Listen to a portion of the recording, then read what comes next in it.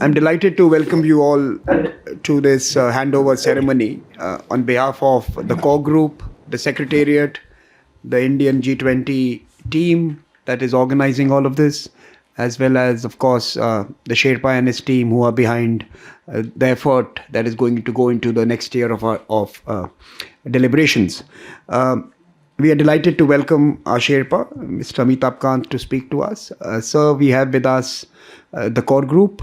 We have Jose, who is leading an Indonesian delegation of 7 experts who are part of the Indonesian Think 20 Presidency and Secretariat task forces as chairs and co-chairs. We have our task force members as well here, senior leaders from the academic and think tank community. And of course, we also have our Secretariat in the room, the Indian Secretariat in the room. So we would be privileged to hear from you. We would be delighted if you could share your thoughts, your vision, perhaps some of your energy as well, so that this would carry us through the next 12 months. So without further ado, let me welcome you and request you to speak to us. Thank you, Samir, and thank you to all our friends. Ladies and gentlemen, it is my pleasure to address the Think 20 engagement group as Indonesia passes the baton of the G20 presidency to India tomorrow. I would begin by thanking our Indonesian colleagues for their effort and relentless work for what was a difficult year in geopolitics, even as the threat of economic collapse loomed large.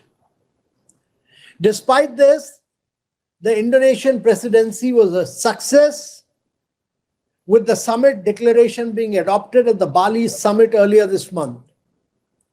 I'm glad that India played in close partnership with Indonesia to ensure that we had a successful summit in Indonesia. The declaration enshrines the hopes of the developing countries and their faith in the multilateral system and the need for cooperation and the need for sustainable recovery.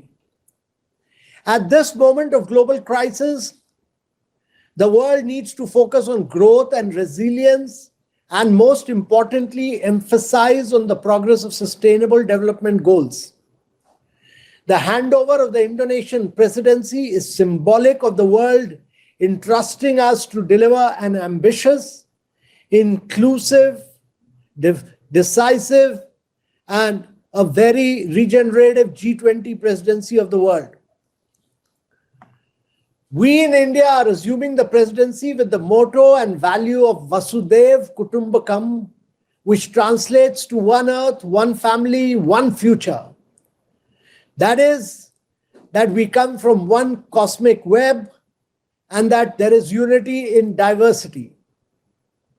The need for inclusive growth with the launch of Lifestyle for Environment movement is critical for our presidency. India has the privilege of taking over the presidency of the G20 at a time when 3 developing countries are members are part of the Troika. We see this as an opportunity to change the narrative and put developing countries' priorities at the center.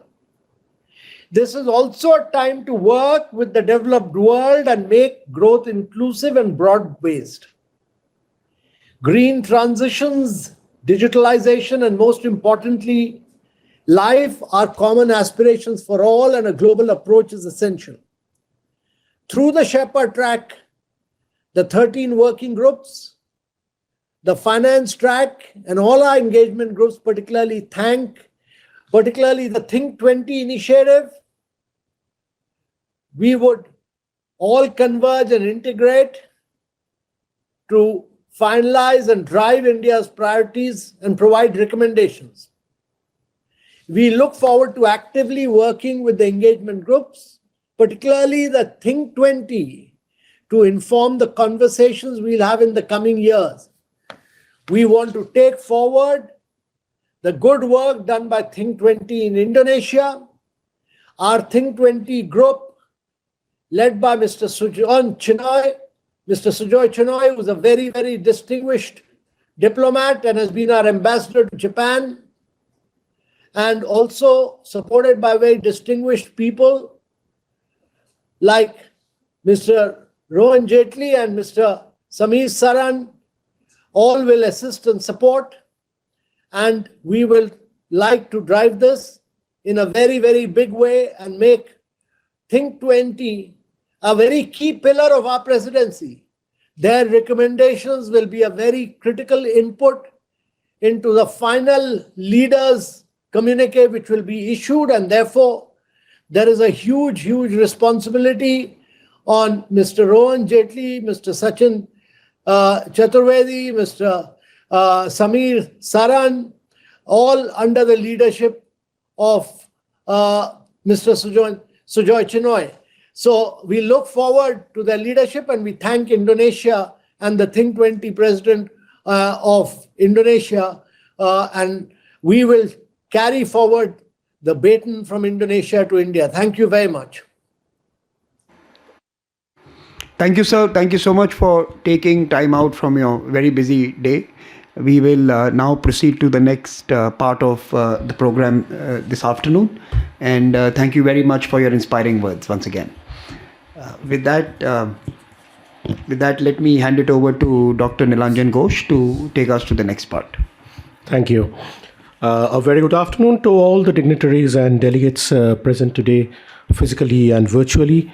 And let me yet again take this opportunity to welcome our delegates from Indonesia T20 who were kind enough to share the huge experience and the learnings today morning with us. We are, of course, going to interact over the next 1.5 days. As such, time has its own wings, and another presidency of G20 comes to an end, paving the way for the next presidency. Such is the case with the T20. And we are all here to witness yet another transition from an interesting and successful T20 year from Indonesia to India. This is indeed a defining moment, and at that point when the T20 journey reaches another crossroad, and when the baton gets passed on to a successor by the predecessor.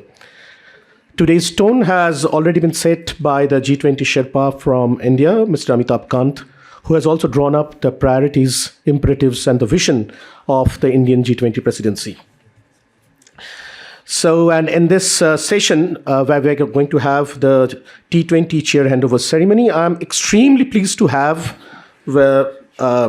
the lead co-chair from T20 Indonesia, who will be joining us virtually, and our very respected chair of T20 India, the DG of Manohar Parrikar Institute of Defence Studies and Analysis, Mr. Sujan Chinay.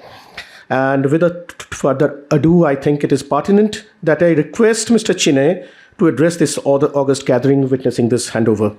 To all the speakers, just time is of essence, so kindly stick to around 10 minutes.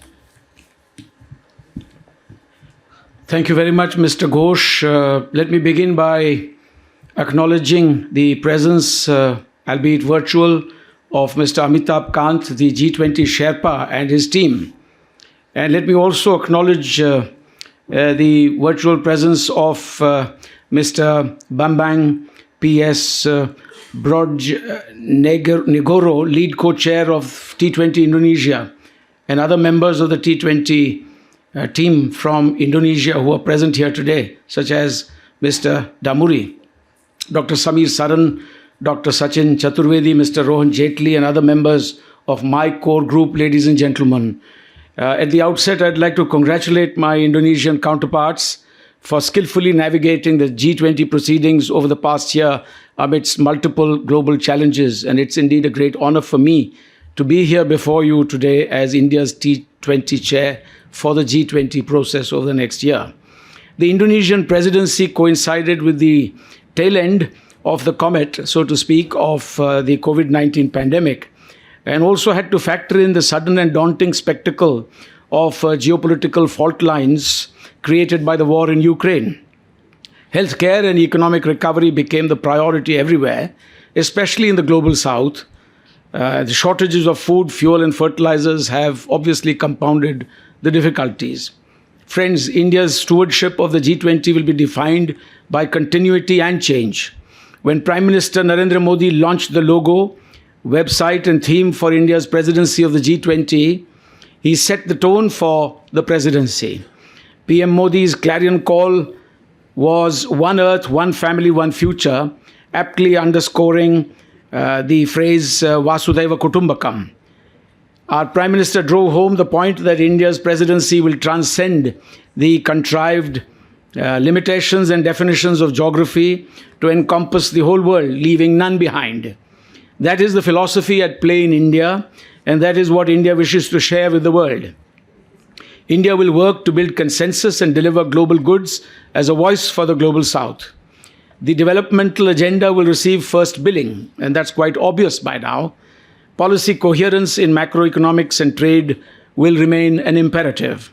In his address in Bali, Prime Minister Narendra Modi rightly pointed to the growing relevance of the G20 in a challenging global environment, citing climate change, the COVID-19 pandemic, and the war in Ukraine as major disruptors.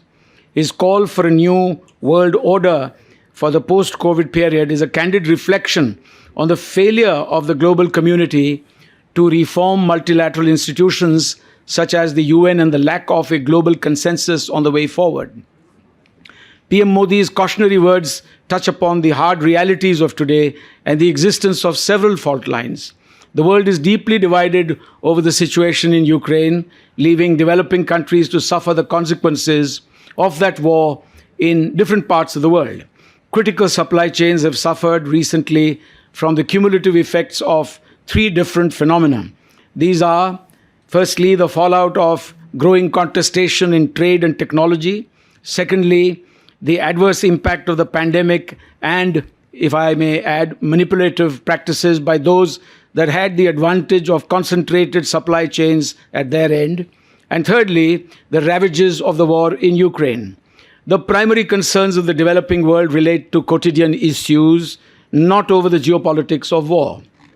The G20 presidency is also an opportunity for India to share its values of Satya and Ahimsa, that is peace and non-violence, with the global community in the hope that the world can adopt a new moral compass for its navigation in the years ahead, one that is free of war and strife. That is why Prime Minister Modi has said, now is not the era of war, because it is the era in which the imperative is for the global community to work together for common progress. A collaborative approach will enable us to tackle more effectively the bigger challenges that we and our future generations will have to contend with, such as climate change, resultant natural disasters, forced migrations, food shortages, and possibly future pandemics. During India's presidency of the G20, India's commitment to digital transformation will be a key element in forging an accessible and inclusive digital public architecture. India's exemplary success with the Unified Payments Interface, the direct benefits transfer, and the Aadhaar authentication in various welfare schemes is of growing relevance to the developing world. As economies everywhere move rapidly towards digitalization, it is important to develop a consensus on open source, open application programming interface, and an interoperable framework for public digital platforms on which the private sector can freely innovate. As I mentioned before, one of the most abiding themes for India's presidency is undoubtedly the climate change challenge. India's clean energy transition and global climate mitigation efforts demonstrate the commitment of its leaders at the highest level. At COP26 in Glasgow, PM Modi proposed Mission Life, which places individual behavior at the center of the global climate change narrative. The mission intends to establish and nurture a global network of individuals known as pro-planet people, committed to adopting and promoting environmentally friendly lifestyles. This is a profound idea that responsible individual behavior can undo the damage wrought upon nature. I'm quite excited by the very thought of that behavior changing in favor of a pro-planet lifestyle. With global population expected to cross 8 billion this year, one is reminded of Mahatma Gandhi's caution that the world has enough for everyone's needs, but not for everyone's greed.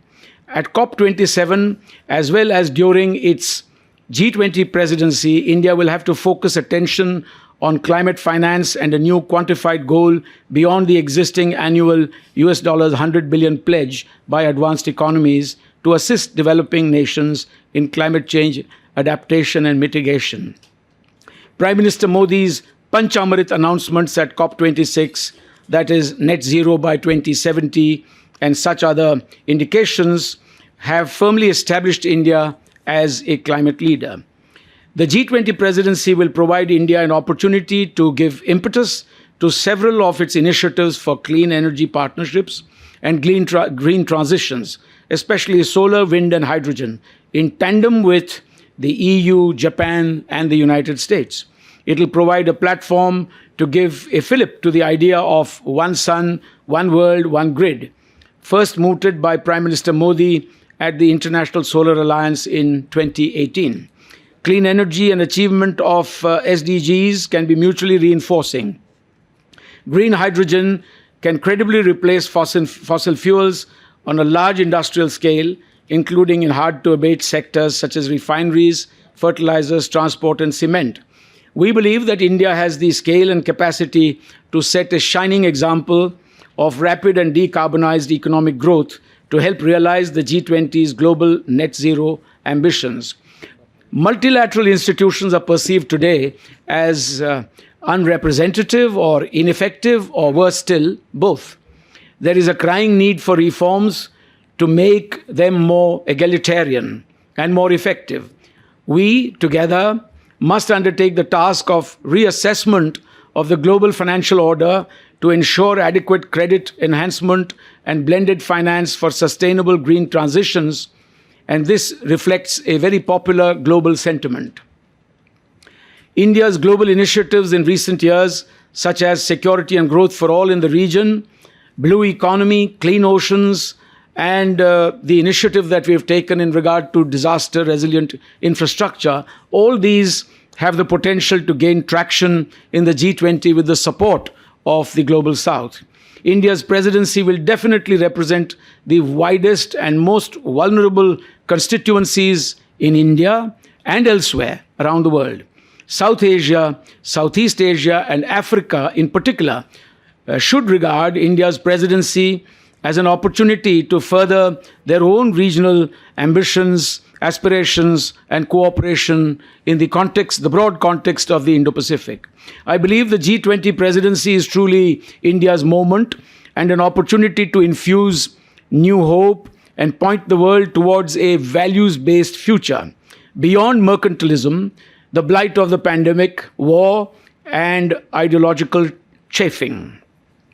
As the T20 chair for India, I assure you, as the baton passes on to us, that the Think 20 engagement group, its core members, as well as the associated institutions and experts, many of whom are around this table this afternoon, that we will all do our utmost to take forward the good work done by our Indonesian colleagues in an open, transparent, and consultative manner for the common good of humanity. We look to working closely with the Sherpa track, the G20 Secretariat, as well as with other engagement groups. We hope to continue to consult our Indonesian friends as we move forward. Once again, I wish to express my gratitude to our Indonesian friends and to all those present here today. Thank you very much. Thank you, Mr. Chine. Do we have Professor Brojonegoro virtually? Okay. Okay, so may I Yeah. request you to address this August gathering, please? Yeah. Thank you very much. Very good afternoon, everybody. And first of all, I would like to apologize for joining late at this very important event of handover of T20 from Indonesia to India. Honorable Dr. Chinoy, the chair of T20 India, as well as Director General of Observer Research Foundation, and of course, distinguished chairs, co-chairs of Task Force of T20 India, and also my colleagues, the chairs and co-chairs of Task Force of T20 Indonesia. T20 certainly is independent from national government. With that kind of situation, we can play a unique yet crucial role in the international community.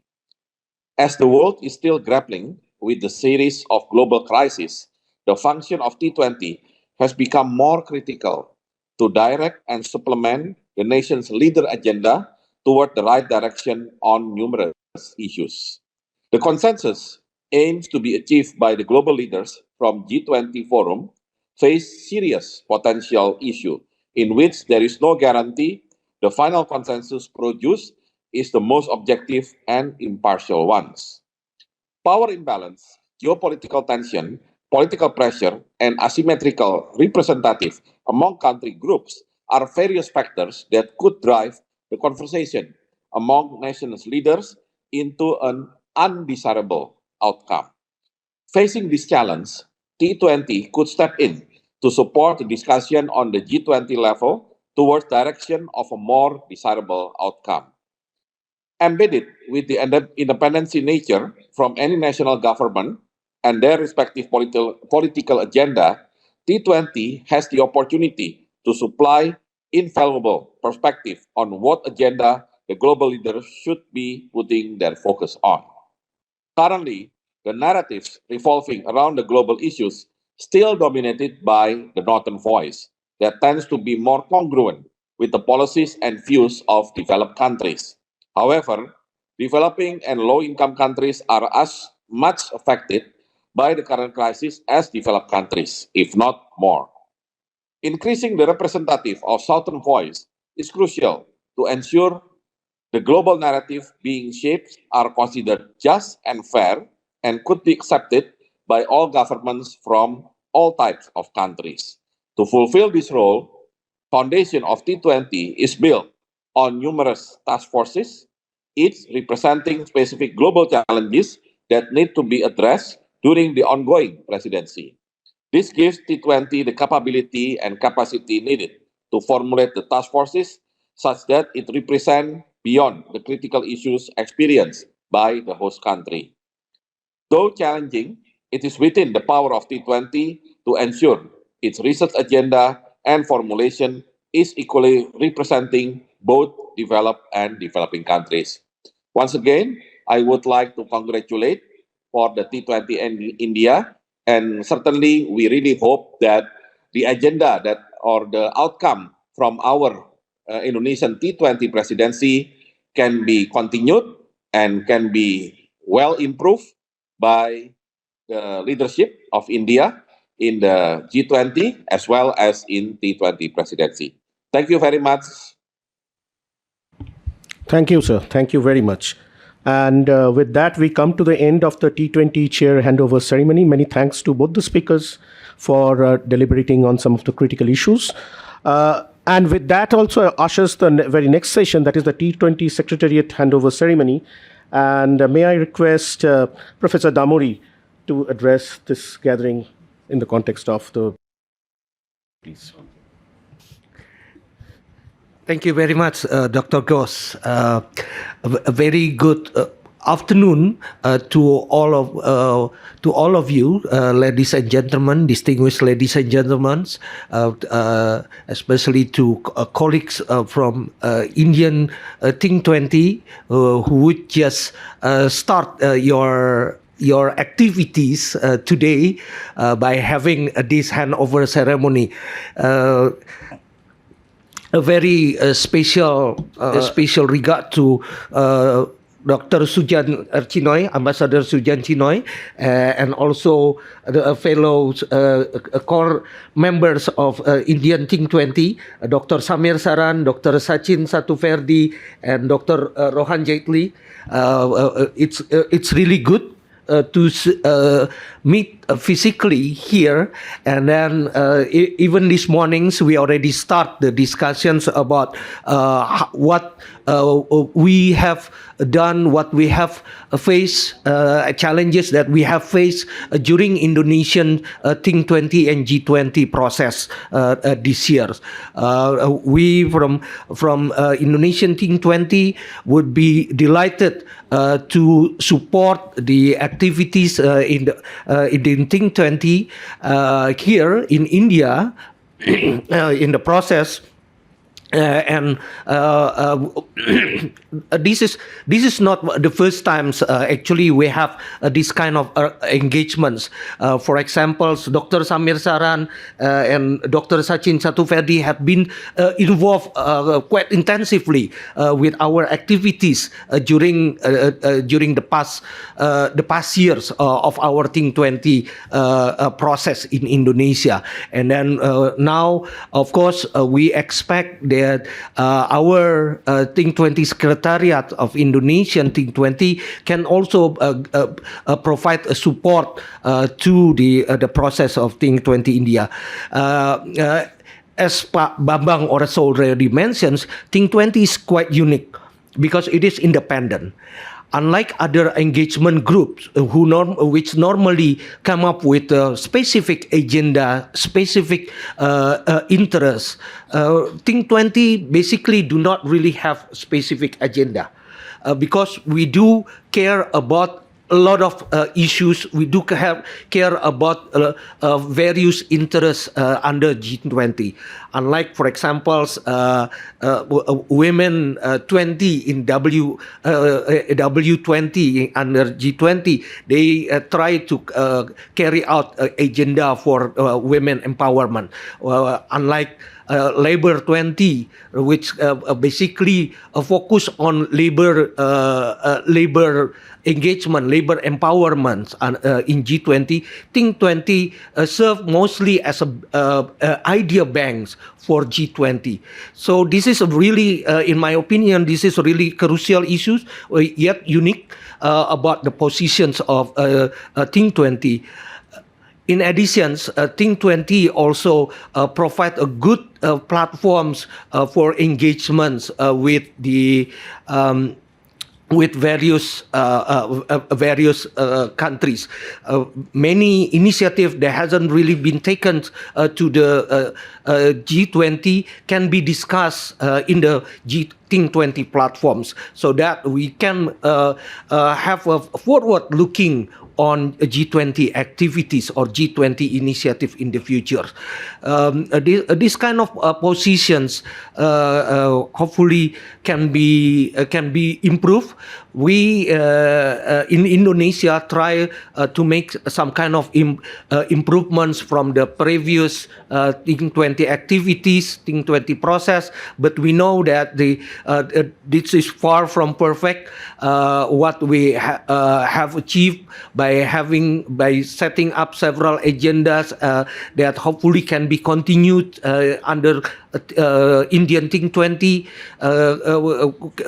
could be also improved, could be also be more effective under the Think 20 India. So hopefully we can work together between the Indonesian Think 20 and Think 20 India and get a remarkable result, remarkable output to support the G20 process, and of course to support prosperity in at the global levels. As I think reflected in the themes of G20 India: one Earth, one family, and one futures. We need to shape the futures of our Earth, our family together, so that it can also improve the prosperity of the globally. Thank you very much for the chance and also I would like to thank the hospitality that has been given to from our Indian colleagues. We really appreciate it, and hopefully this is a good start for our collaborations in the future. Thank you very much.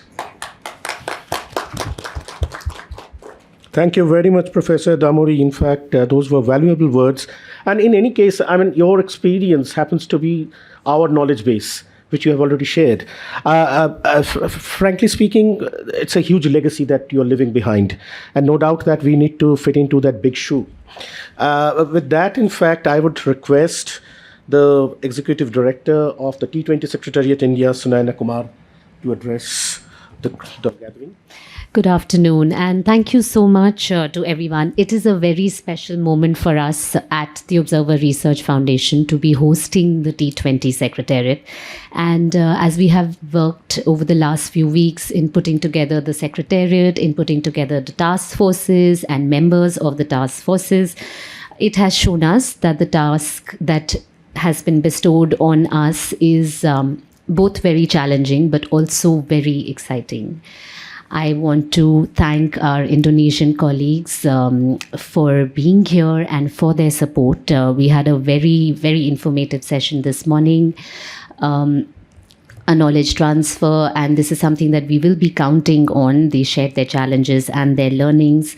I also want to acknowledge the exemplary work by the Indonesian T20, and this is something that we will be hoping to build on the solid foundation that they have given us, build our own success story for T20 in the year ahead, and with the support of all of you who are present in the room today and of many others around the world. Many thanks, Sunayana. May I request Dr. Samit Saran, President, Observer Research Foundation and Chair of the T20 Secretariat, to introduce the India T20 Task Force Program and the calendar.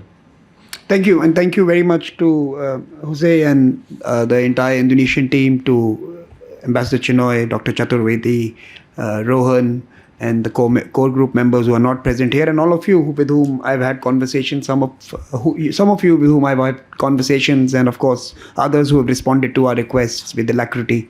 Thanks a lot.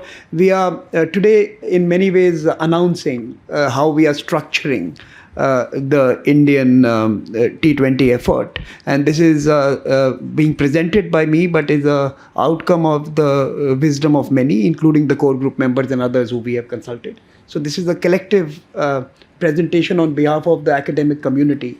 And of course, what we have embedded in the design is that as we move ahead, task forces who will be entrusted with leading streams of work would have flexibility to add their flavors to it. So this is not a rigid structure. We learned last year from Indonesia's presidency that in June, for example, last year, suddenly they had to reset their agenda and start thinking about food security. That happened pretty much midway through the presidency. So think tank and T20 especially will have to be a more robust, flexible, dynamic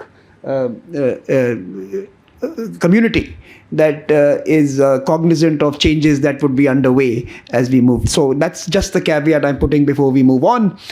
We know all of this, but let me introduce the task forces. This is something that I think many have written to us asking about.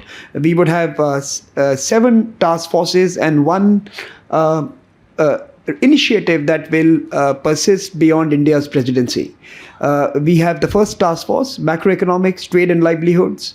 And this is largely a task force that has multiple work streams focusing on the discord or sometimes the lack of synchronization between monetary policy and fiscal policy, its impact on trade and investments, and therefore its collateral implications on livelihoods, jobs, and microeconomic aspects. It's a large task force and multiple work streams. We'll have multiple co-chairs and task force members.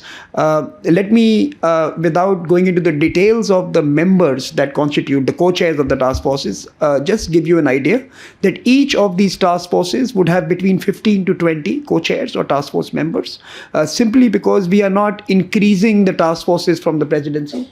We are trying to bring them together so that the same task force looks at a wider scan of issues that are interrelated.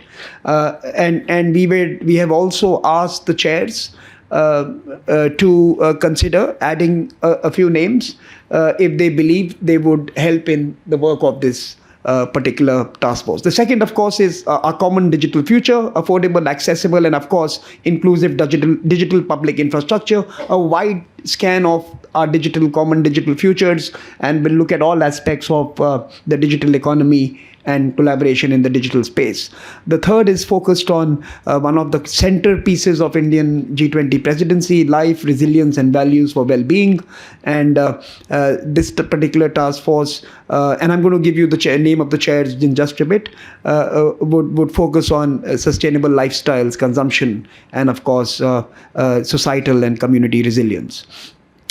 Green transitions, clean energy, and refueling growth is the fourth task force, which carries forward the work of some previous presidencies as well, and seeks to find ways of financing, of catalyzing, of accelerating these transitions. Who is best placed to respond to some of the core issues, and how do we get there?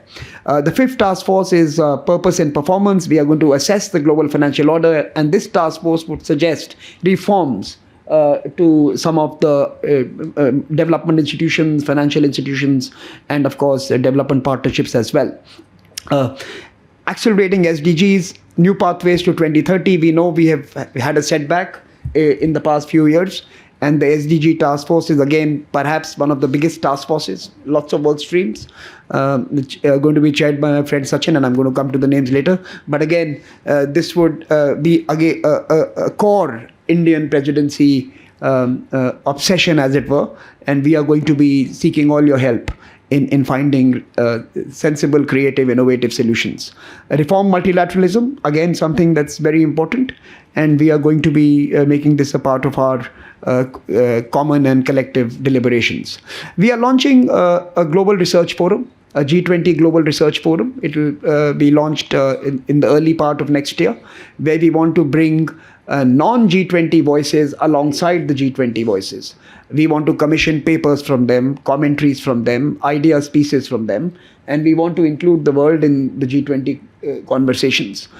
This is something that has already happened to some extent in the previous presidencies, and we are going to be building on it. We're going to be taking that forward, and this initiative is going to last beyond this 1 year.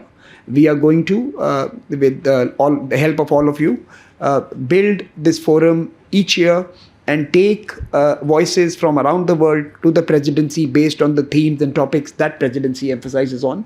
And of course, a few institutions have already raised their hands. This is an inclusive forum, so anyone who wants to participate in kind, in time, in person, through ideas, please feel free to join from anywhere in the world. Since we have 120 or 100 odd folks online at this time listening into this conversation, I welcome all of you to collaborate with us. Do write into the Secretariat, and we'll make you part of this initiative.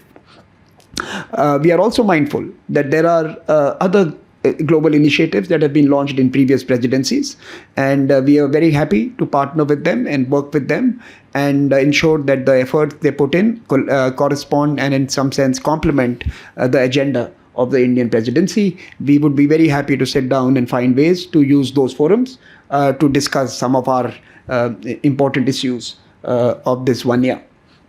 With that, let me introduce the task forces and the chairs. We have both Poonam Gupta and Mr. Bhanumurthy, Dr. Bhanumurthy with us. Dr. Poonam Gupta and Dr. Bhanumurthy are with us today as well. Macroeconomics, trade and livelihoods, policy coherence and international coordination. And I will invite them to speak a bit later, but both of them are with us here. The second task force is on a common digital future.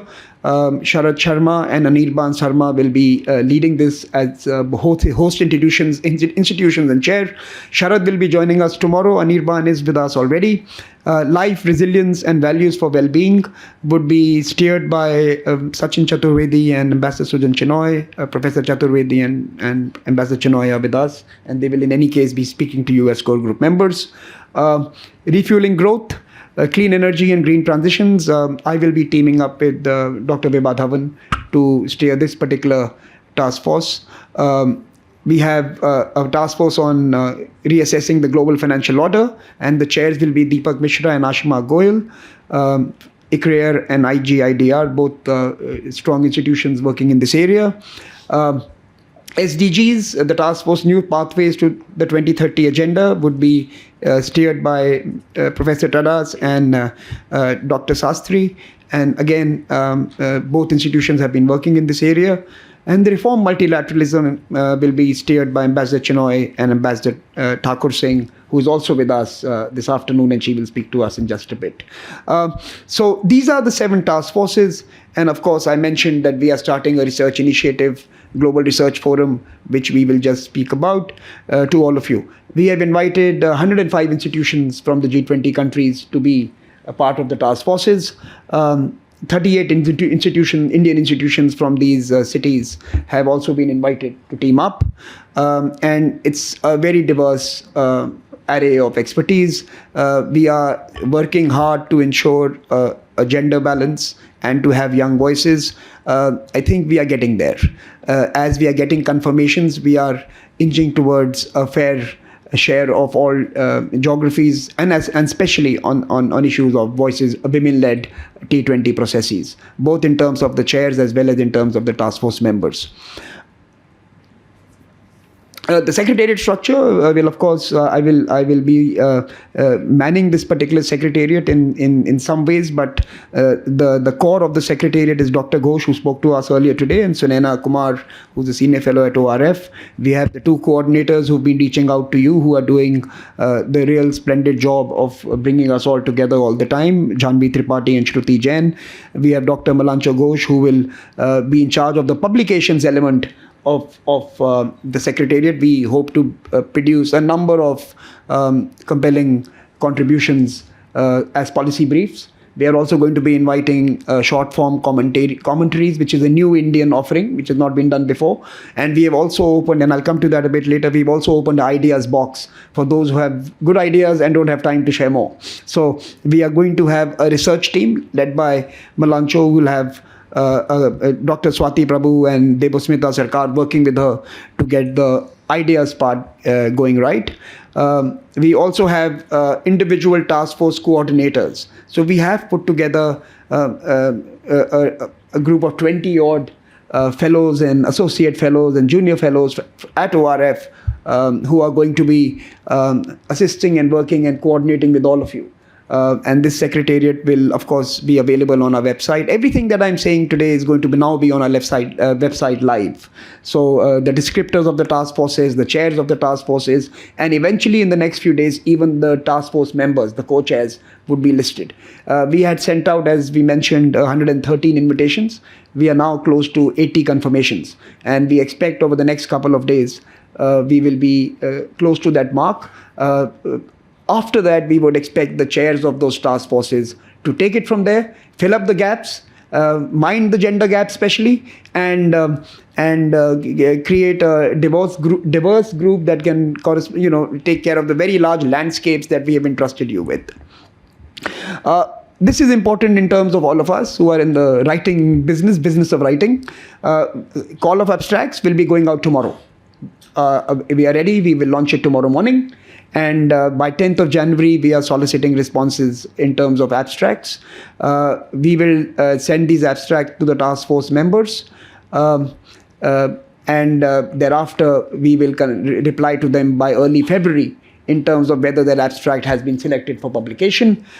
In this period, between 13th of January and 6th of February, the chairs would also be requested to see if there are gaps in terms of the proposals we have got, to solicit specific contributions from experts in their fields, so that we are able to cover the entire spectrum of questions that we want addressed in our presidency. So again, as you can see, it'll be a task force led presidency where all of you and your expertise and your innovation and creativity will contribute to the processes. The draft policy briefs we are expecting by 6th of April, and post reviews, plagiarism checks, fact checks, sanctity checks. We want to close all of it by June 1st, and that will be the job the research team at ORF Secretariat will be performing during this particular period. We have 4 big touch points during the year. The handover event, which is today, the first big meeting, the T20 Inception Conference, the opening convening would be on January 13th and 14th in Delhi. We'll have a mid-year event in late April, early May, and we expect it to be in a different city. we are veering towards Bombay, but it could be another one, and we'll come back to you on that. And finally, in Mysuru, we will meet for the T20 summit on August 1st and 2nd. Now, the Global Research Forum that we spoke about would have a number of events that those who have already stepped up, for example, RIS and Sachin have become co-creators of this research forum. And we have been speaking to a couple of others who are also thinking of contributing to this agenda. But we would have a number of events in between for this global research initiative, the Global Research G20 Research Forum that we are launching. And I can happily announce that on March 5th, we are going to create a global town hall of think tanks and academics, one day after ICINA Dialogue. And we are going to bring the non-G20 thinkers and folks from the community alongside others from theirs, and we are going to convene in Delhi. So all of this, what we are announcing today in this presentation, would be on the website and would be communicated through mailers and other information memos. We will also announce the International Advisory Board in perhaps the next week itself.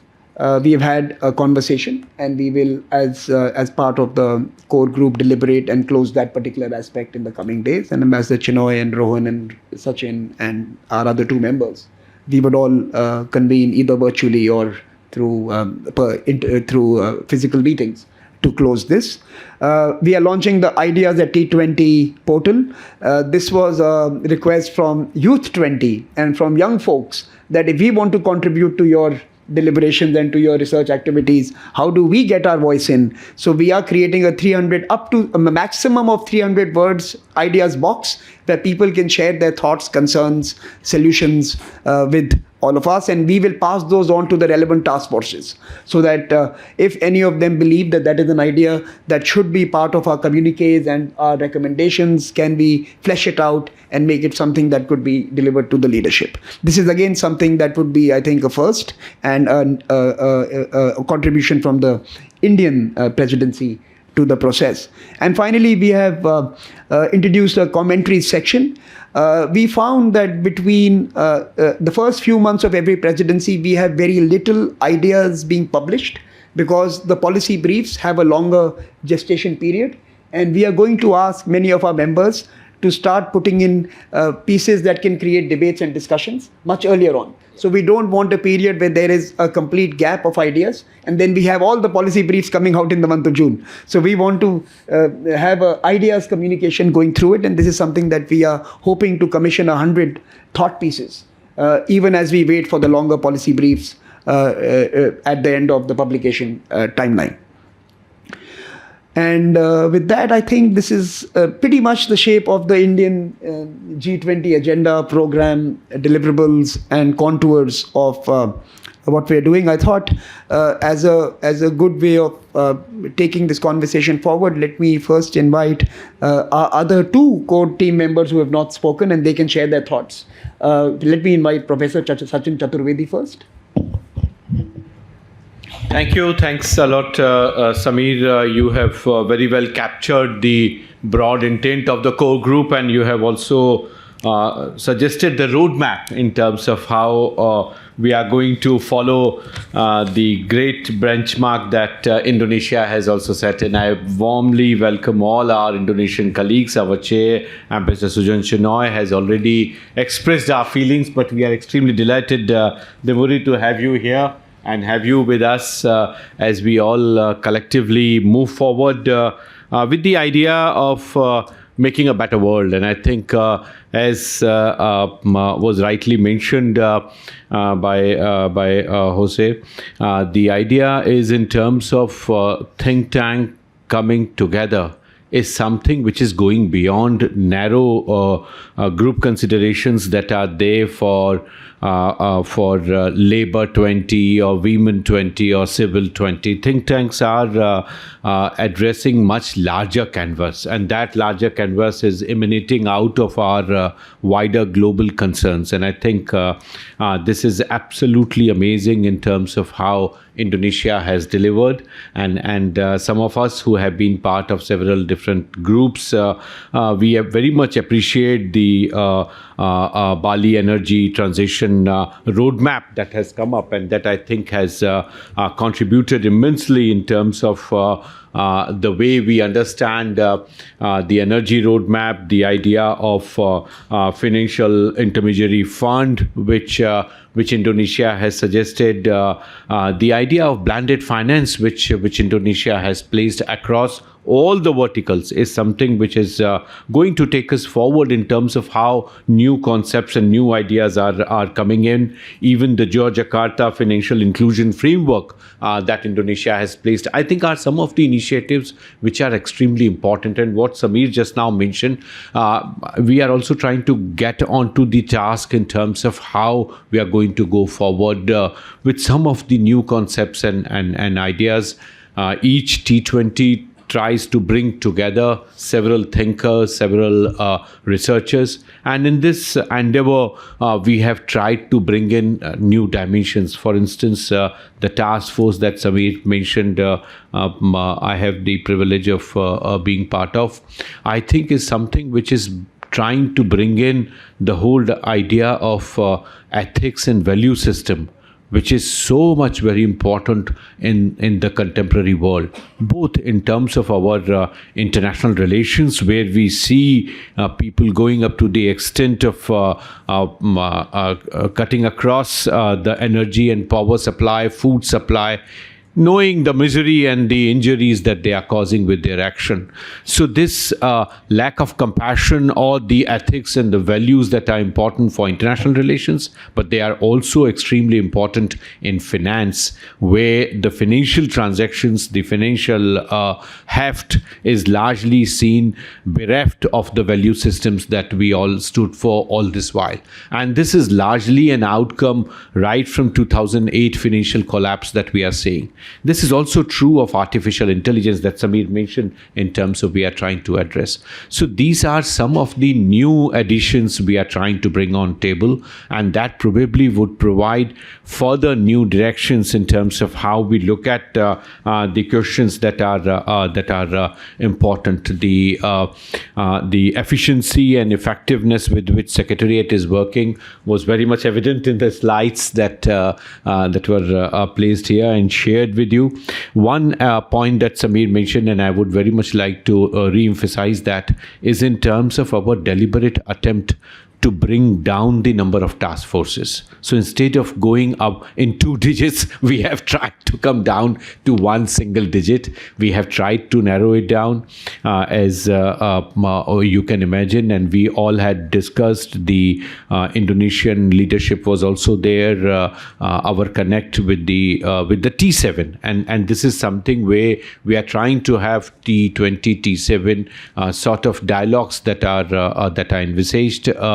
And that's where the Japanese T7 has also attempted in terms of focusing, what Samir said, of focusing and delivering. So that, I think, is something which is extremely important for us, and that was very much evident in our design of things that have come up. Last point that I want to mention is in terms of connect of the youth, and again, Samir very rightly mentioned, this was something we were extremely impressed to see how Indonesia could do that, and we are also initiating a major dialogue to connect with the universities, and Prime Minister has suggested to have 75 Indian universities to be part of the initiative. Tomorrow we are having a meeting with the Principal Secretary to the Prime Minister to launch this major initiative tomorrow morning, where we are trying to see all the in Delhi itself we have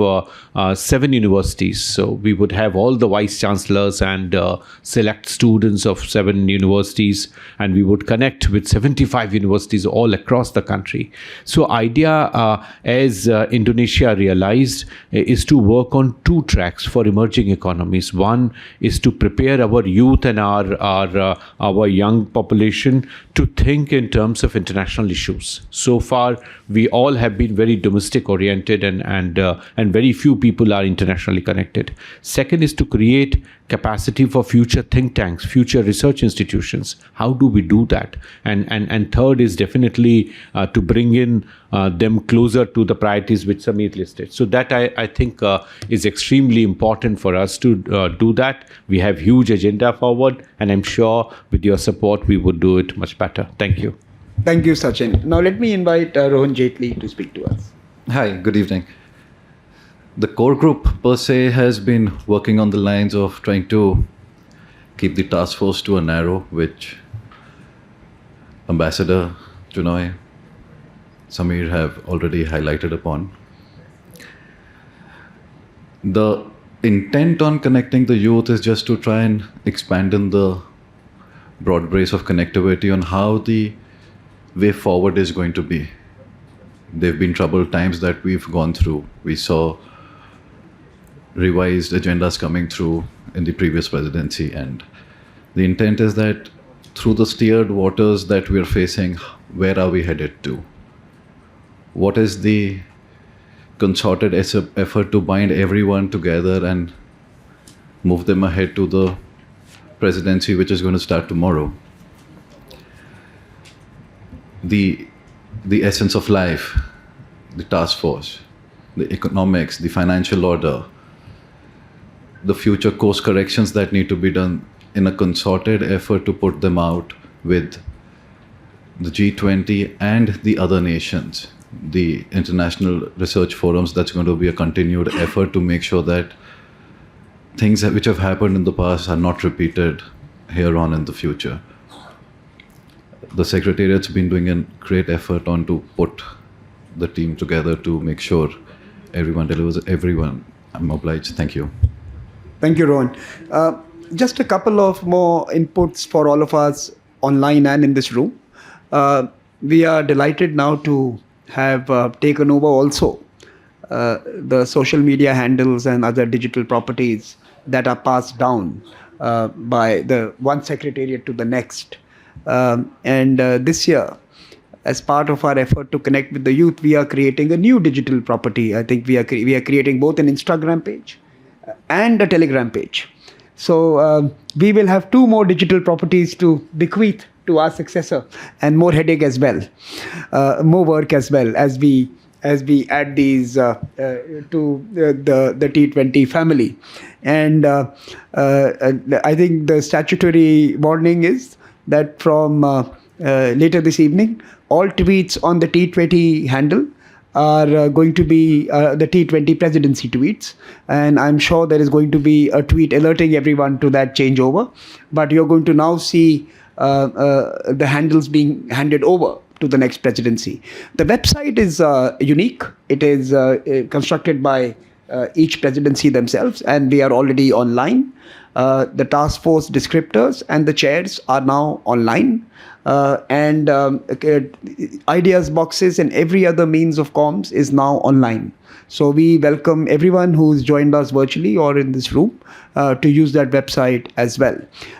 We are also mindful that some of you may have creative ideas in terms of the design and comm strategy. Again, please feel free to reach out. It's not only the content and the conversations around research that is important, but also around communication and outreach that is equally compelling in this world today. So do share your thoughts, and we will continue to strive to make the public interface and research interfaces more dynamic and more contemporary. I thought that we should use this opportunity to also, because we have a big audience that is logged in today, to introduce some of the chairs who were able to join us this afternoon and hear from them. So can I invite Ambassador Vijay Thakur Singh, who is going to be chairing the multilateralism, reforms of multilateralism as an initiative, which is as a group, as a task force. Ma'am, over to you. Thank you. Thank you so much.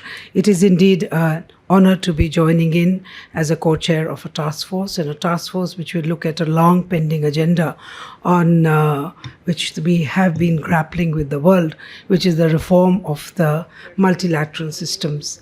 Clearly under the rubric of One Earth, One Family and One Future, which is the theme for the G20 presidency as announced by Prime Minister Modi, we would be looking at the multilateral institutions, the institutions which were actually set up in 1945, a century ago, and which clearly are not designed to deliver on the agenda of the 21st century. So that will be the way the task force would be looking at the new issues which have cropped up, the reasons why the current multilateral system is ineffective and also unrepresentative of the new geopolitics and the new geoeconomic realities. We need to bridge that gap, and clearly the agenda of development is there, and development can only move forward if we are able to even look at issues relating to financing. And you cannot have multilateral institutions working at cross purposes, so there would be a need to look at coherence and consistency of the international monetary, financial, trading systems along with the UN system. So broadly, we would be looking at, I would say, that these issues in detail. We have new challenges. We have the challenges of dealing with new and emerging technologies and the threats that they bring along with them, whether it is cybercrime or it is cyber threats. So these issues require new instrumentalities and new tools, and we need to be looking at those aspects as well. The structure, which we hope that we can work along, will be 4 work streams under task force working with reformed multilateralism. One will be policy coordination between multilateral groupings. The second would be towards a more equitable, transparent, and effective WTO. G20 proposal for UN reform for a multipolar world. Fourth, global digital governance and institutional frameworks. So under these 4 streams, we would be looking at various issues that and we have to recognize that reform of multilateral institutions has been recognized some time back, but there has been little movement. And the Indian Presidency, Prime Minister has announced that reform of the multilateral institutions would be an issue which would require global attention and, in fact, a global way forward. So we hope to work on that. India is going to be taking over, in fact, tomorrow, even the presidency of the UN Security Council. And one of the topics on that is reformed multilateral, one of the focus areas as India will be taking over at the UN, the presidency for the month, August. It will be reformed multilateral along with counterterrorism. So I'll stop here at the moment, and then as we begin our work, look forward to working with all the team members, and we hope to have some ideas on the table. Thank you. Thank you, Ambassador. Can I turn to Dr. Poonam Gupta?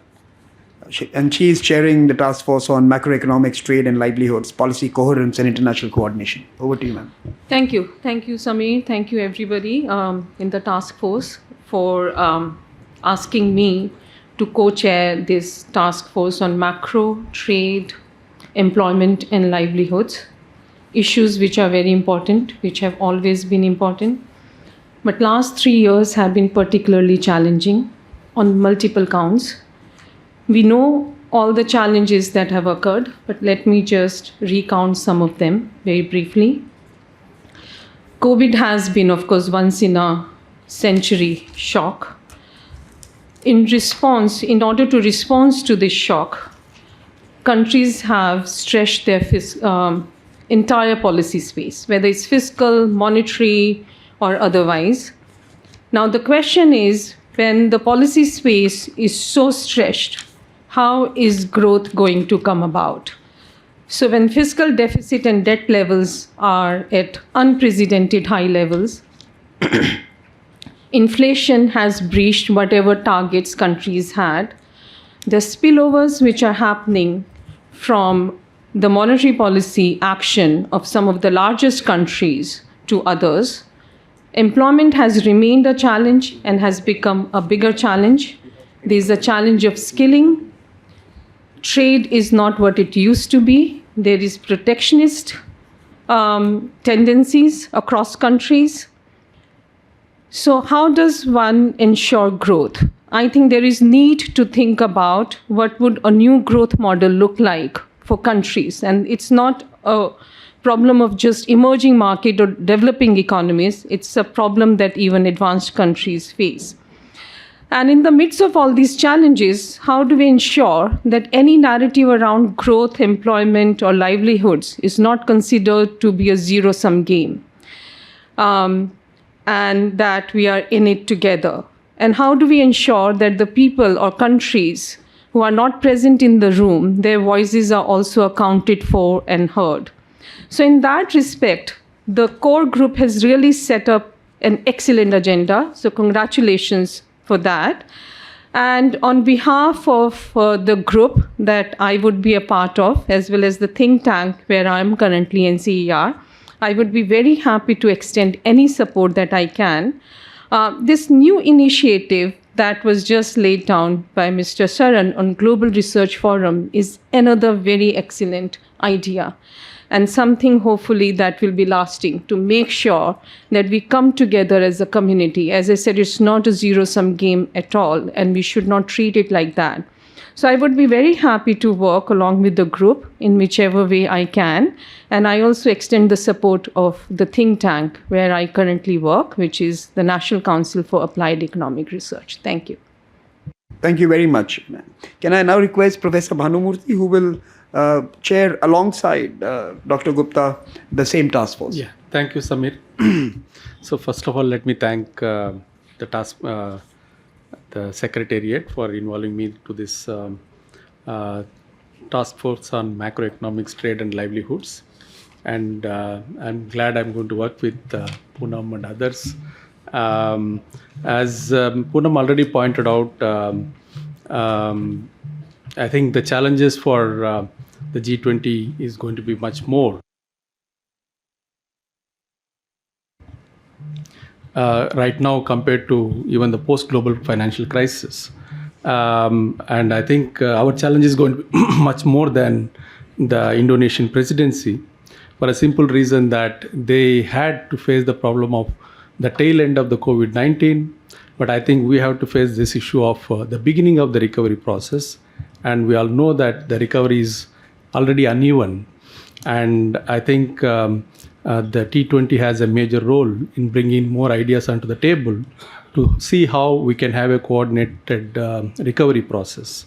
So under this task force, as already been shared with all of us, I think there are 3 work streams: monetary synchronization and fiscal space, trade, investment and supply chain resilience, economic growth, employment and livelihoods.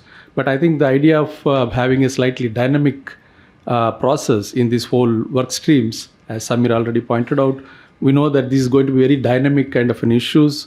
Going forward, I think we should be in a position to add some more relevant topics, and maybe we'll get to many more publications.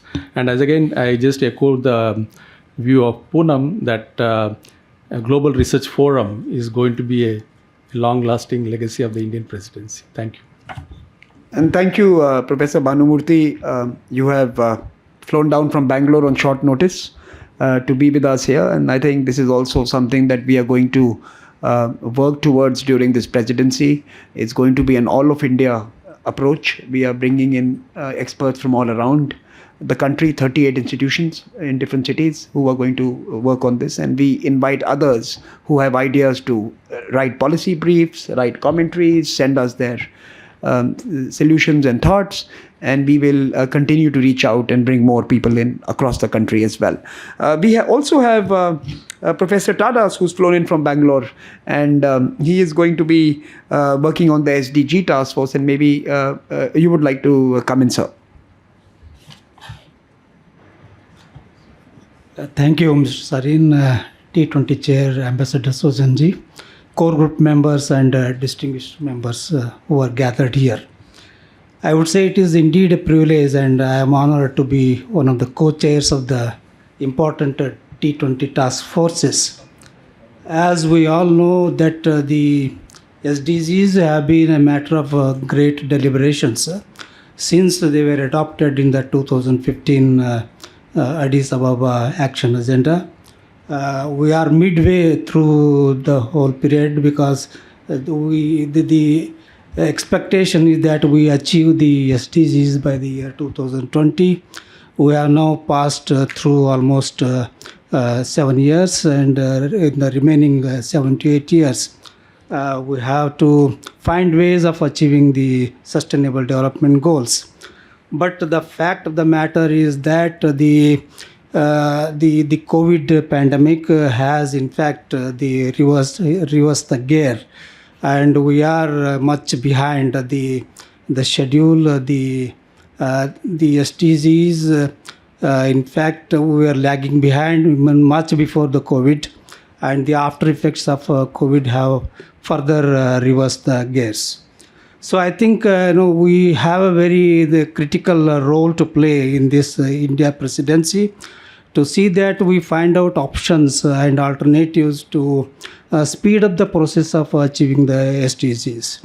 As a part of this whole theme, we have identified various sub-themes.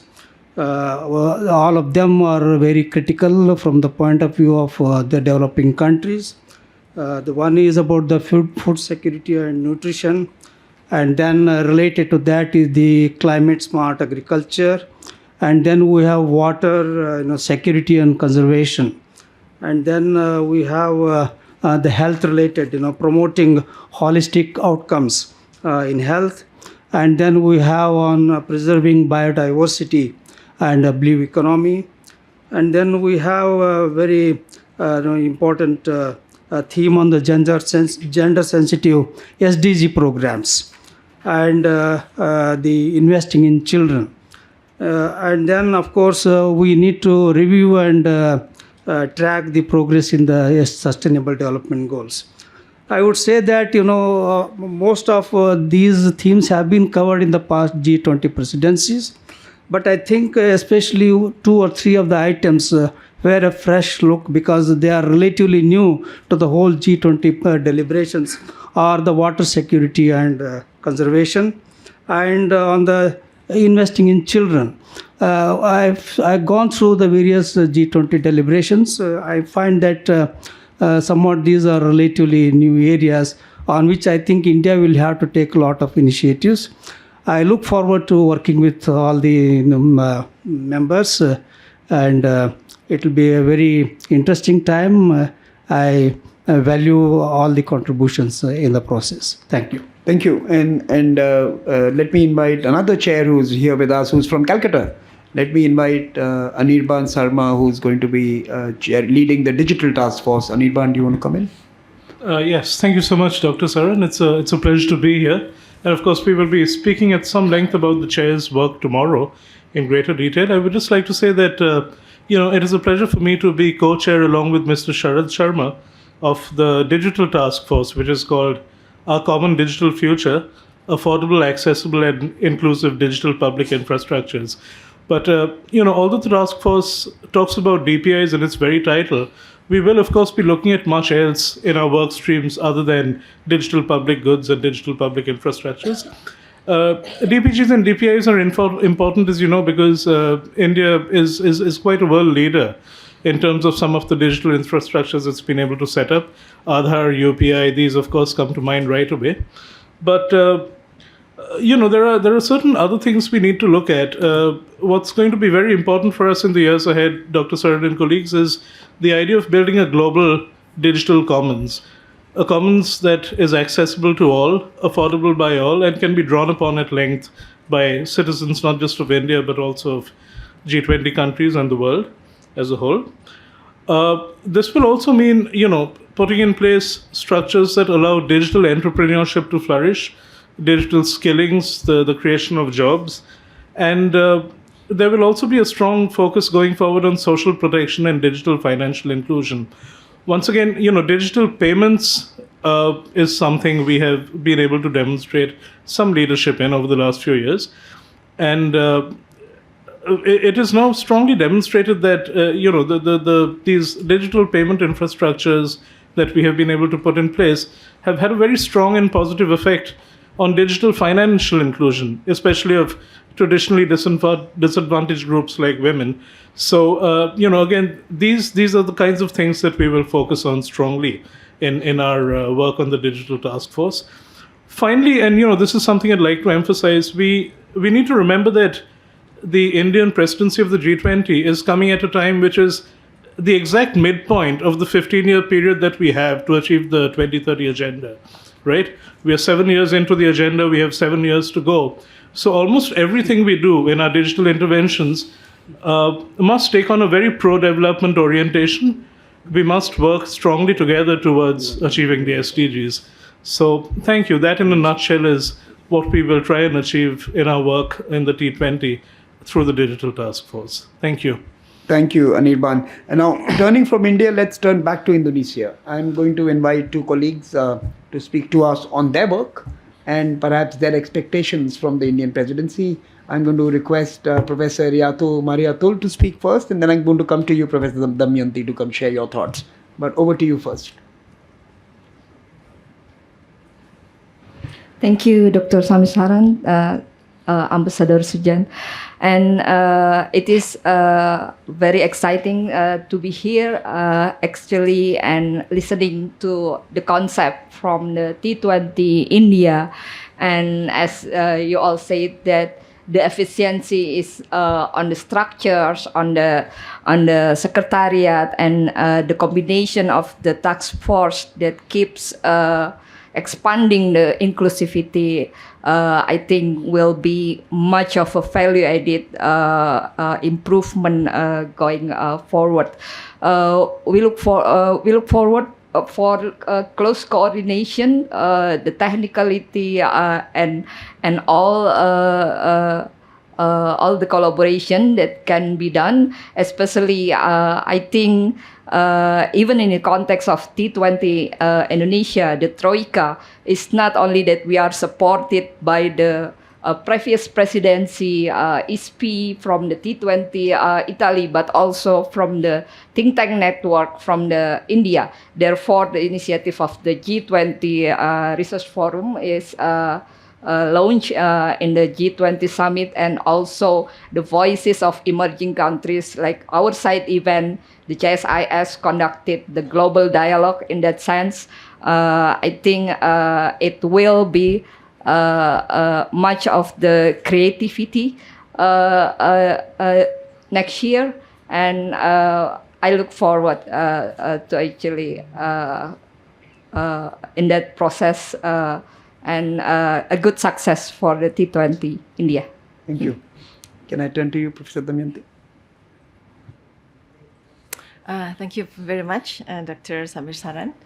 Greetings, Your Excellencies, Dr. Sujan Chinoy, and all task force leaders here.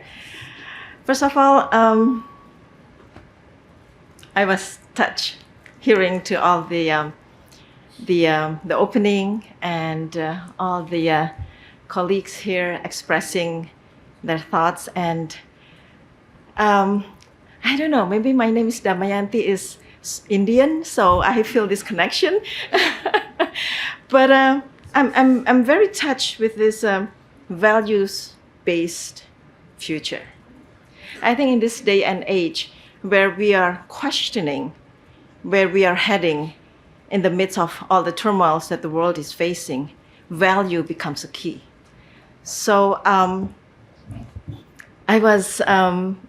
think my heart was touched with this underlying values that India and then the southern countries. It's very amazing that Indonesia, India, and then Brazil, all this southern leadership. It is time for the southern countries to put values into the leadership for the world. So I think this is a very, very important moment in time. Rightly, you've touched the right keywords here. And then the 7 task force from 9 to 7, but it's still also very, very holistic. I'm sitting here and I'm thinking, okay, I think I should be part of the policy brief here. I think I have to submit abstract here. So here I am sitting down. No, and if you tell us which ones, we will add your name now. task force number 3, values, So anyway, I just would like to congratulate you all, and I believe that the future will lie in the Southern leadership. And thank you so much for this opportunity. Thank you. So as we conclude this session, I thought we'll bring in some different voices from around the table who are going to be contributing in the task forces as well. I thought I'll invite Radhika to speak, Nisha ji to speak, Uttam ji to speak. I thought if we could have some views on your aspirations, your thoughts for the presidency, and then finally have the final word by the chair as we conclude the session. But let me start with you, Radhika. Thank you, Samir. Thank you so much for inviting me to be a part of this task force, which is incredibly important. Of course, it has a very wide ambit, as the chairs have already mentioned. And I think that the question that you raise about economic growth, employment, and livelihoods is a particularly important one across the globe. As Poonam mentioned, I mean, there is a big challenge about what is going to be the new growth model. And an even bigger challenge is going to be, where are the jobs going to come from? What is going to be the nature of that growth process? Is it going to be employment intensive or not? Given the rapid technological changes that we're seeing globally, does that create a challenge of creating jobs? What we've also seen post-pandemic is that the nature of the labor market is changing. You're seeing increasing informalization of the labor market across the world. While this is a serious concern for developing economies, and we hope to voice that, given that the troika of the G20 is from the global south at this point. But even in the advanced world, we have seen increasing gig work, proliferation of non-standard forms of employment. So the challenge of creating good jobs, well-paying jobs, is something which is very crucial for the G20. And from a macroeconomic perspective, I think it bears even more importance, because if we're not able to create good jobs, where is the aggregate demand in the macroeconomy going to come from? So I hope that this group is going to be able to provide some constructive solutions to this problem. Thank you.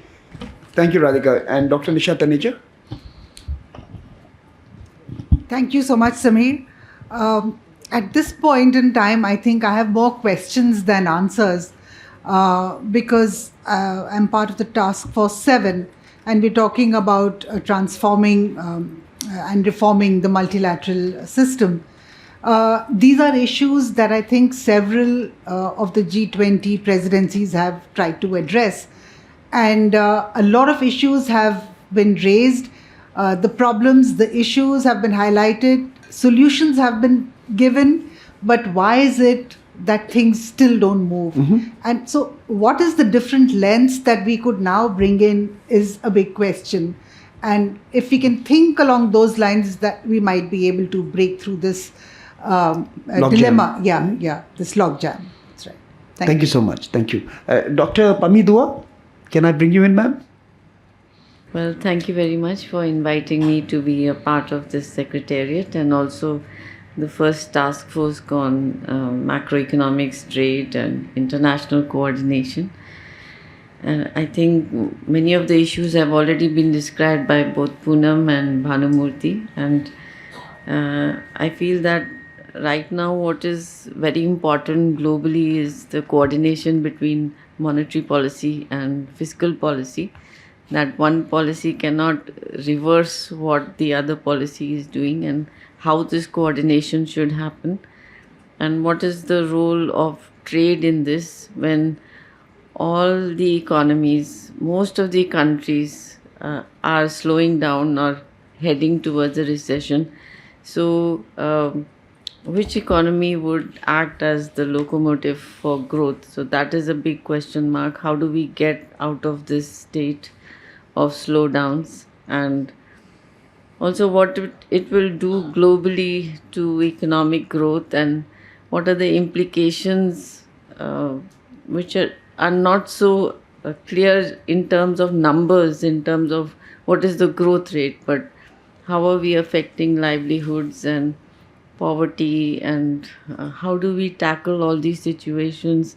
So I think the task is very challenging for these areas, and I look forward to working on all of these issues. Thank you. Can I bring in Dr. Uttam Sinha? Thank you, Samir. I was just looking at the sheets, and I find myself in Task Force 6, which is the SDG, which Mr. Tadas, you will be leading. And the SDG has been quite along in this discussion of the G20.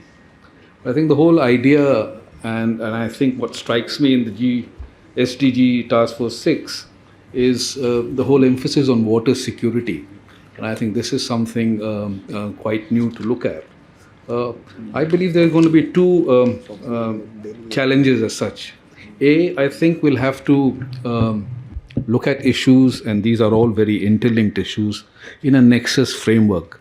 To have any of these issues examined from an isolated perspective would be rather meaningless. Second, I think there will be a great emphasis on science and data that we need to bring in. And I think that will help possibly shape a more robust policy. So I think we do need to keep in mind what we really bring onto the table as the G20 chair, something new and something that can be carried forward later on as well. Maybe I can also bring in Professor Monti when you come in. Thank you, Samir. I think last 3 years, the global economy is passing through a turmoil situation with great instability.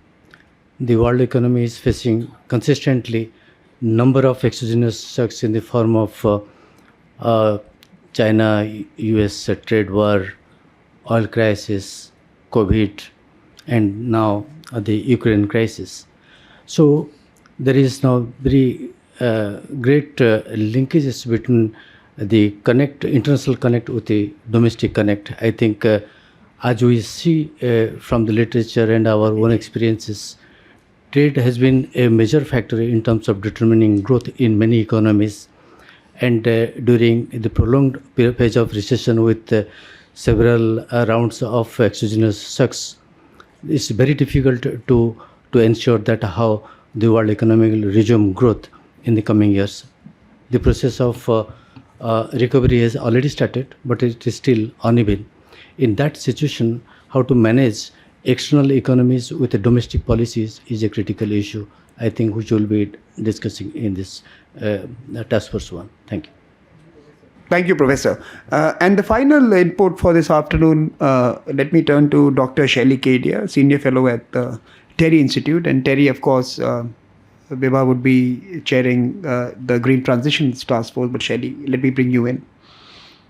Yeah, thank you so much. I'm speaking on behalf of TERI, the Energy and Resources Institute, and thank you so much to the core group of the T20 Secretariat to invite TERI to co-chair the Fueling Growth Task Force, which is a very, very important topic. I mean, from the point of view of both the economy as well as the environment.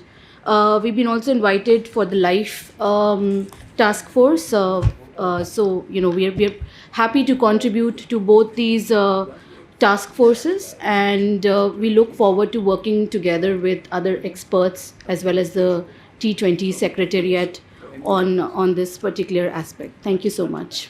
Thanks, Shelley. Let me turn to two other task force members.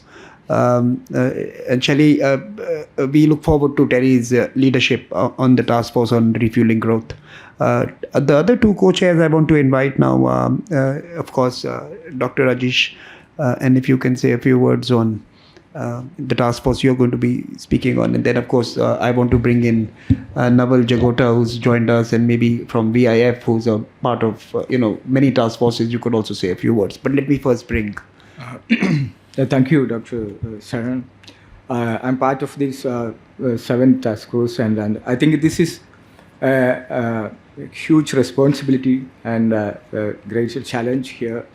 I think almost all these 4 areas have been the part of multilateral discussion for a long, whether it is policy coordination between multilateral groupings, or the reforms of the WTO, or whether it is UN reform itself. So this is a huge challenge, but exciting.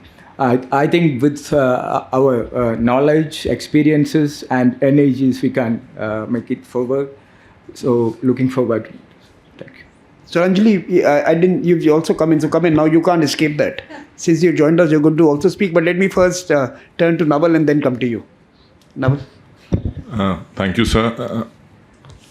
VIF would be looking forward to this very collective and practical ideation during the year, especially under the idea of Vasudev Kutumbakam. So therefore, we look forward to participating in 2 task forces under the accelerating SDGs and traditional and life, in which we would like to contribute towards traditional medicines and the sustenance of those in that practical area. So we look forward to participating in that. Thank you. Thank you, Naval. And I promise you the final intervention. So Anjali, I saw you, so I had to bring you in. Thank you so much, Dr. Saran. Really glad to be part of this particular task force on greening, of the green transition. As NIPFP, we'd like to contribute on thinking around finance, which I think has been a thorny issue even at COP27. So, we're going to imagine what the changes in the economy would look like over the next couple of decades, as well as looking at sources of finance. So thank you so much and look forward to contributing. Thank you. And as we conclude this evening, the session, let me alert you that we'll take a break of an hour, and then we have the head of AFD from Paris, who's down here, and he'll be speaking to us on development finance, and that will be followed by dinner. And we thought we'll get our ideas and conversations going immediately. So we invited him to speak to us as he was visiting, and we thought it's a good opportunity to bring them into this conversation. But as we conclude this session, and as you can see, we are going to be on time, and that's hopefully going to be set the tone for the rest of the year. We will meet the timelines. Let me invite back the chair of the core group and chair of the India T20, Ambassador Chinoy, to speak to us. Thank you very much, Dr. Saran, for giving me this opportunity once again. You asked me to have the final word, but I dare say this is only the beginning. And as we have seen today, we are looking ahead at a monumental task, a huge challenge, a great opportunity for all of us to make contributions for the common good of humanity. I think the G20 comes with a responsibility that we must accept with great humility.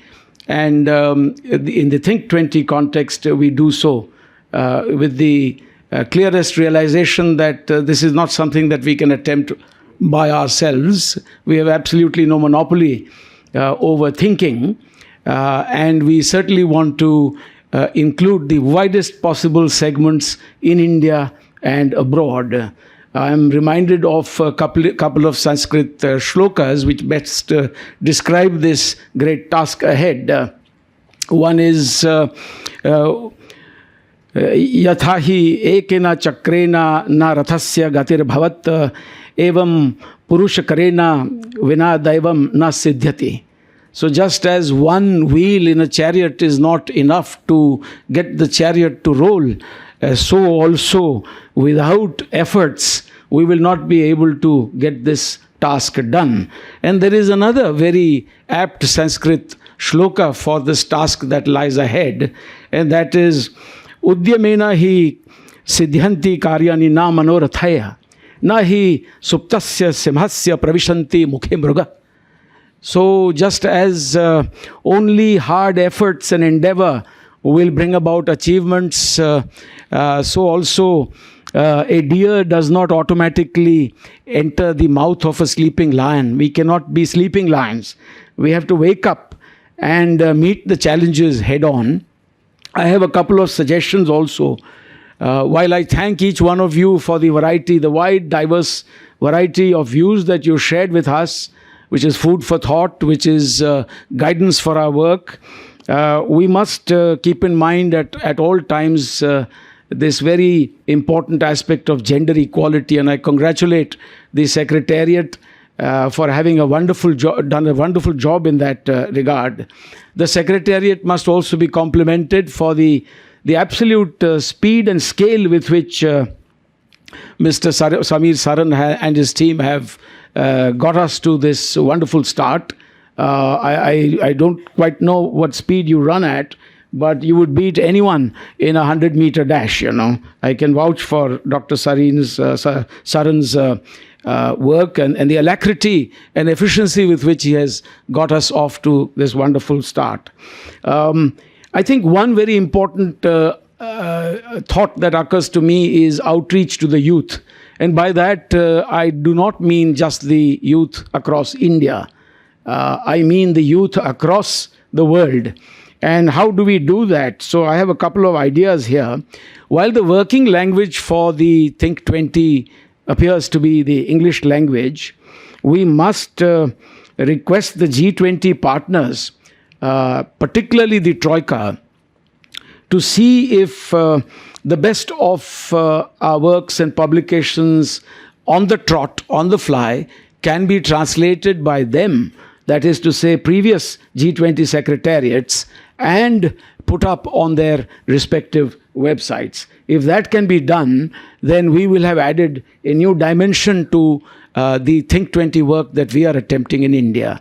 Simultaneously, I would suggest that the good work being done by the Think 20 engagement group and individuals and institutions should also be translated not just into Hindi, but also into multiple other Indian languages and given much wider traction across India. If we can do that, we will have obviously achieved a great deal.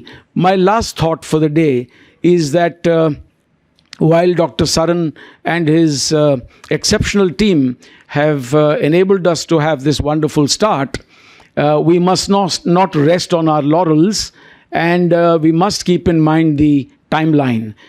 For India's G20 presidency, we have just 9 months. We are 3 months short of the usual 1 year, and that will also apply to the Think 20 stream. So we must really, all of us, put our heads together and try and meet this deadline as best as we can. I thank you once again. Thank you very much, Ambassador Chenoy. Absolutely on the mark. We need to reach out to folks in the languages that they are conversant with. We have launched the T20 Hindi page, and we are going to start the T20 Bengali and Marathi page, and hopefully we are enlisting volunteers to convert it into Tamil and other languages as well.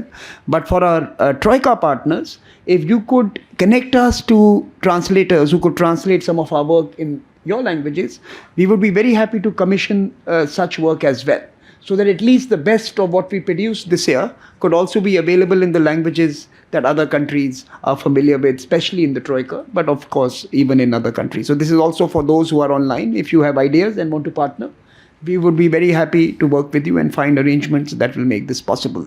With that, thank you so much once again to all our Indonesian partners, to Mr. Amitabh Kant in absentia for his opening remarks, to our co-chairs from Indonesia who could not join us, and for our wonderful Indonesian colleagues in the room. We will break for a bit and we'll be back in an hour. So thank you very much for joining us.